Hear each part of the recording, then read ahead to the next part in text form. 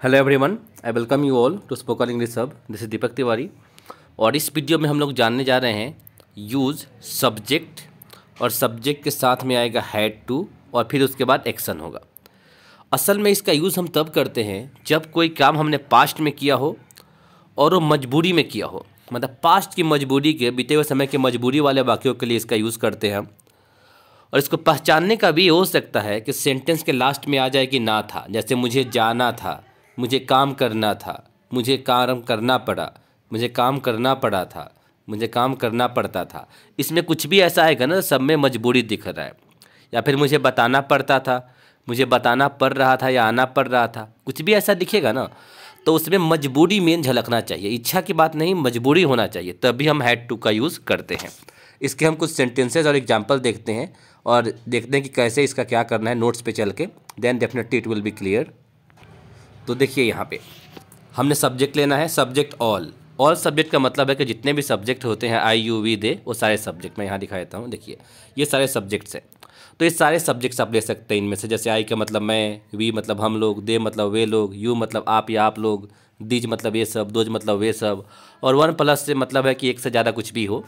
ही मतलब वह लड़का, सी यानी कि वह लड़की, नाम किसी का भी हो सकता है, इट यानी कि यह, लेकिन किसके लिए यह, जिसका जेंडर क्लियर नहीं हो उसको इट बोलेंगे। ठीक है, लिविंग नॉन लिविंग थिंग से मतलब नहीं है, जिसका जेंडर क्लियर नहीं हो उसको इट बोलेंगे। दिस का मतलब यह, डैट का मतलब वह, लेकिन दिस और डैट सबको बोल देंगे, चाहे लिविंग थिंग्स हो, नॉन लिविंग थिंग्स हो, लड़का हो, लड़की हो, जेंडर पता हो नहीं पता हो, कोई फर्क नहीं पड़ता, सबको बोल देंगे।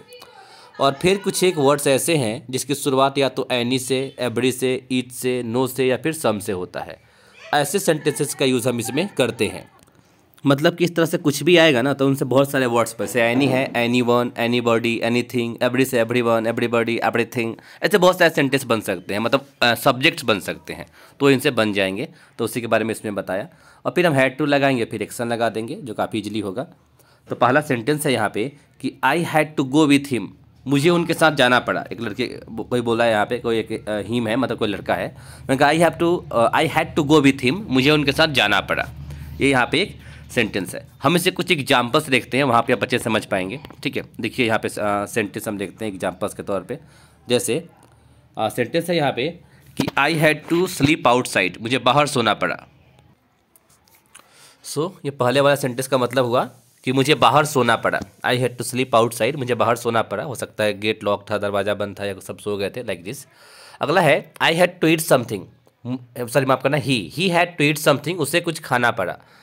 उसने पहले ही खा लिया था, उसकी इच्छा भी नहीं थी, लेकिन फिर भी उसको ज़बरदस्ती कुछ खाना पड़ा। Right, so I can say he had to eat something, उसे कुछ खाना पड़ा, मतलब यहाँ पे भी मजबूरी की बात है। अगला है we had to get hair cut, हमें बाल कटवाने पड़े।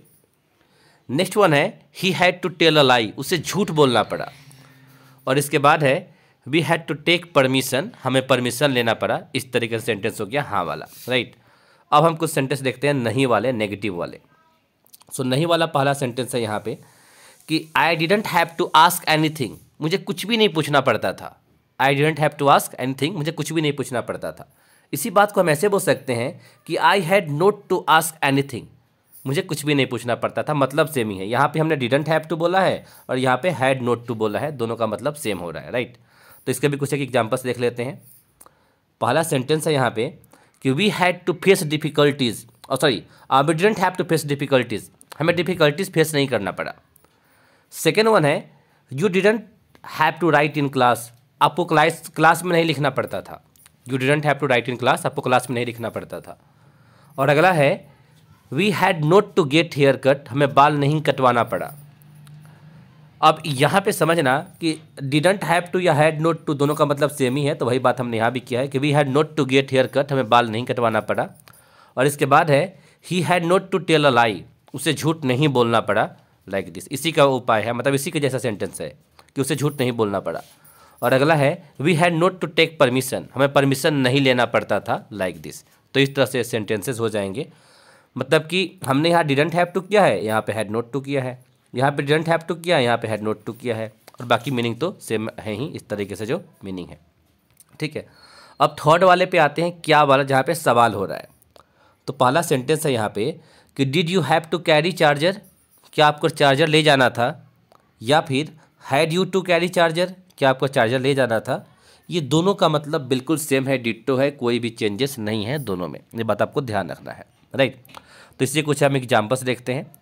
एग्जाम्पल है यहाँ पे फर्स्ट वन सेंटेंस कि did you have to study at night, क्या आपको रात को पढ़ना पड़ता था। इसके बाद है did you have to cook on stove, क्या आपको चूल्हे पे खाना बनाना पड़ता था, या फिर क्या आपको चूल्हे से खाना बनाना पड़ता था। अगला है did you have to ride a bicycle, क्या आपको साइकिल चलाना पड़ता था। इसके बाद है did you have to come here, क्या आपको यहाँ आना पड़ा था। Did you have to come here, क्या आपको यहाँ आना पड़ा था, इसका हिंदी हुआ।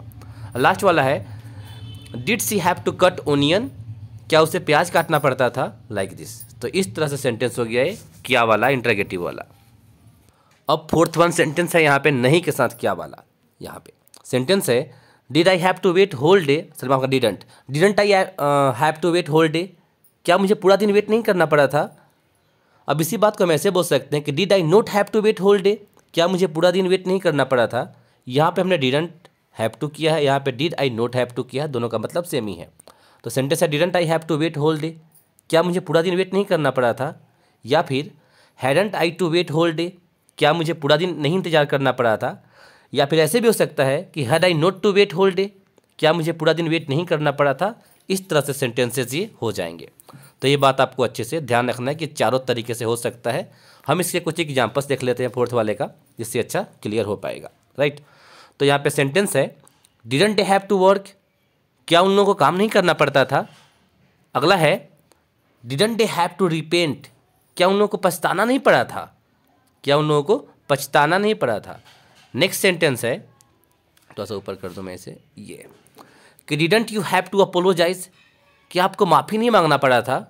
Didn't you have to apologise, क्या आपको माफ़ी नहीं मांगना पड़ा था।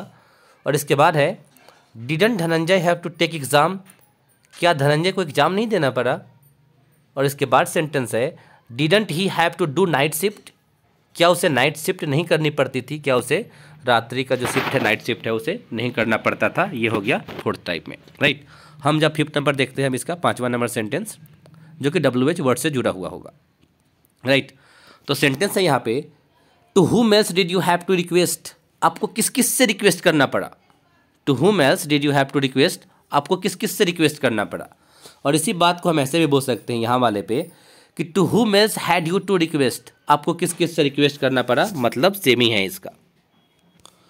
सो इसका मतलब भी यहाँ पे सेम ही हुआ, कोई चेंजेस नहीं है यहाँ पे, गॉट इट।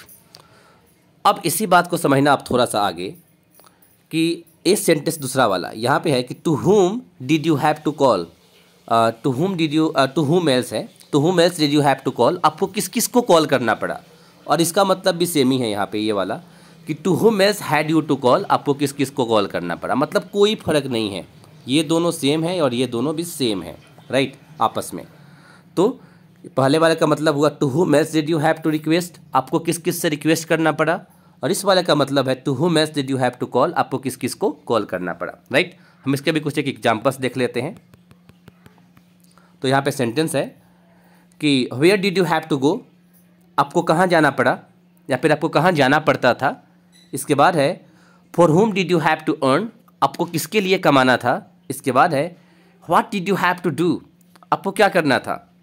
और इसके बाद है how much did she have to write, उसे कितना लिखना पड़ता था। और लास्ट वन है where else did you have to call, आपको कहाँ कहाँ कॉल करना पड़ता था, लाइक दिस। तो ये फिफ्थ वाला टाइप हो गया। अब हम सिक्स वाले टाइप को देख लेते हैं, जो नहीं के साथ क्या वाला है, और ये अपना लास्ट टाइप है इस सेंटेंस का, इस यूज़ का, मतलब विल हैव टू का। तो सेंटेंस है व्हाई डिडंट शिल्पा हैव, यहाँ पे हैव होगा, why didn't Shilpa have to take exam, Shilpa को एग्ज़ाम क्यों नहीं देना पड़ता था। Why didn't Shilpa have to take exam, Shilpa को एग्ज़ाम क्यों नहीं देना पड़ता था। एग्ज़ाम देने को टेक एग्ज़ाम बोलते हैं, ठीक है। अगला है इसी सेंटेंस को हम ऐसे बोल देंगे कि why did Shilpa not to take exam, Shilpa को एग्ज़ाम क्यों नहीं देना पड़ता था। और इसी सेंटेंस को हम ऐसे ही बोल सकते हैं कि why hadn't Shilpa to take exam, Shilpa को एग्ज़ाम क्यों नहीं देना पड़ता था। या फिर why had Shilpa not to take exam, Shilpa को एग्ज़ाम क्यों नहीं देना पड़ता था। मतलब ये चारों का मतलब बिल्कुल डिट्टो है, बिल्कुल सेम है, कोई भी चेंजेस नहीं है इन चारों में, ये बात आपको ध्यान रखना है, राइट। तो इसके भी हम कुछ एक एग्जाम्पल्स देख लेते हैं। इस वाले का सेंटेंस है यहाँ पे फर्स्ट वन कि why didn't he have to clean home, उसे घर क्यों नहीं साफ करना पड़ता था? Why didn't he have to clean home? उसे घर क्यों नहीं साफ करना पड़ता था? नेक्स्ट है why didn't Pooja have to go to Kashmir? Pooja को कश्मीर क्यों नहीं जाना था? इसके बाद है why didn't they have to reply mails? उन्हें मेल्स का रिप्लाई क्यों नहीं करना पड़ता था? इसके बाद है since when didn't mister Atul have to cook? Mister Atul को कब से खाना नहीं बनाना पड़ता था? राइट। और ये लास्ट वाला है कि why didn't sir have to give exam? Sir को एग्ज़ाम क्यों नहीं लेना पड़ता था? एग्ज़ाम लेने को गिव एग्ज़ाम बोलते हैं और एग्ज़ाम देने को टेक एग्ज़ाम बोलते हैं, right. So this kind of sentences will be here. So this one use is going to be finished here. So I would see you in next video with next use. Till there, bye bye and take care.